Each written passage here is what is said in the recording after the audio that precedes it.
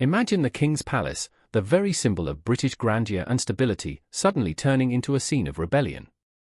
Its walls, which for decades witnessed calm royal routines and timeless tradition, are now echoing with whispers of resignations and quiet defiance. Staff are walking out, the press is buzzing with headlines about impossible demands. And King Charles finds himself at the heart of a crisis threatening both his image and that of the monarchy. Is what's happening at Highgrove just a passing storm? Or the beginning of a deeper fracture within the royal household? Tonight, we bring you the full story, in all its gripping details. On a grey morning in the quiet English countryside, the news began to spread like wildfire. Mass resignations at Highgrove House, King Charles's rural residence. Highgrove, long seen as the King's peaceful retreat away from the pressures of London, suddenly became the centre of controversy. British media rushed to publish the details, describing the resignations as the result of unrealistic and exhausting demands that pushed palace staff to their limits. At first, the matter was just whispers behind the gilded doors of the estate. One staffer complained quietly, another vented in confidence, and a third began seriously considering resignation. But as days passed, whispers became action. A wave of resignations followed, accompanied by leaks to the press. Some sources from inside the palace spoke of relentless pressure and never-ending work schedules, with extremely detailed protocol tasks that demanded perfection at every step. One former staff member gave a statement that ignited public debate. "I loved working here, but it's no longer possible to continue under these conditions. The work has become suffocating." That single statement was enough to light up social media. The British public quickly divided. Some sympathised with the staff, believing the palace had lost its sense of balance. Others dismissed it as media exaggeration meant to embarrass the monarchy. As the news spread, the image of the royal household trembled. People who always imagined Highgrove as a sanctuary of royal calm suddenly saw it as a symbol of internal strain and silent struggle.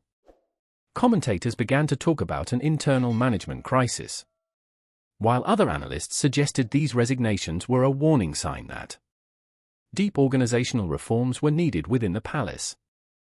Asterisk, did you know that over 95% of our viewers aren't subscribed to the channel? We totally get it. Life gets busy and sometimes it's easy to forget. But here's the thing, subscribing is completely free, and it really helps us keep creating the content you enjoy. So why not hit that subscribe button and join our community? It only takes a second, but it makes a world of difference to us. Thank you for your support. Asterisk. Meanwhile, the royal household moved to contain the storm. Close friends of King Charles went public to defend him. One gave a radio interview, saying, "The king is an organized man who pays attention to details. But he's certainly not the demanding or unfair figure some are trying to portray." Still, the press refused to let go of the story. Even when the palace issued an informal statement describing the resignations as a natural part of staff turnover, the public was unconvinced. The image of a palace losing staff one after another was simply too strong to ignore. What made the matter even more sensitive is that this was not the first crisis to shake the monarchy's image in recent years.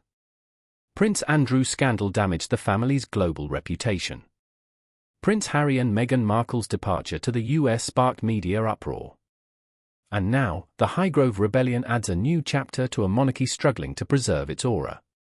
International media quickly picked up the story. American newspapers ran bold headlines. "Revolt in the Royal House." European outlets highlighted the human angle. Even palace staff can't bear the royal pressure. This global attention made the situation harder for King Charles.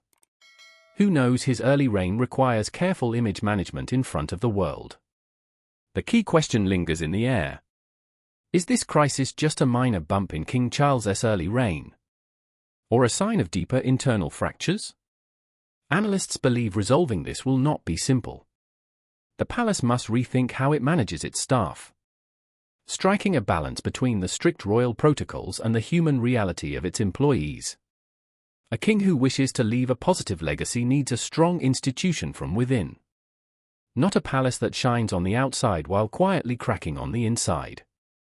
In the end, this episode is a powerful reminder that even the oldest and most revered institutions can tremble under the weight of reality.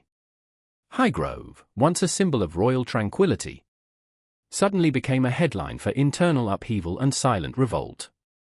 The coming weeks alone will reveal whether King Charles can restore control and rebuild trust inside his own house, or whether this crisis will leave a long-lasting scar on the image of the monarchy in the eyes of both the British public and the world.